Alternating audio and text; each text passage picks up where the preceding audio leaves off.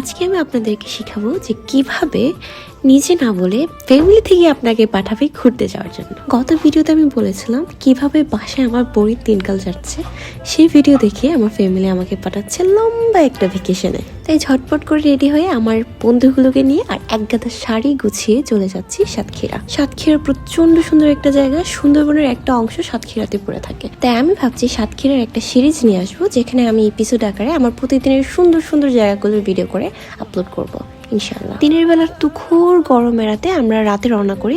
আমাদের গাড়ি ছিল 11:20। দেন আমরা গাড়িতে উঠি, কিন্তু এখানেই শেষ না, মাঝপথে গিয়ে আমাদের গাড়ি হয়ে যায় নষ্ট। সেখানে আমাদেরকে বসে থাকতে হয়েছে প্রায় 1 ঘন্টার মতো। বাট ফরচুনেটলি তারাই আমাদেরকে আবার নতুন গাড়িতে উঠিয়ে দেয়, না হলে মাঝপথে গাড়ি পাওয়া প্রায় অসম্ভব না, সম্পূর্ণ অসম্ভব ছিল। সকল বাধা বিপত্তি অতিক্রম করে আমরা ভোর 6টায় এসে পৌঁছালাম আমাদের ডেস্টিনেশনে। আজকের জন্য আল্লাহ হাফেজ।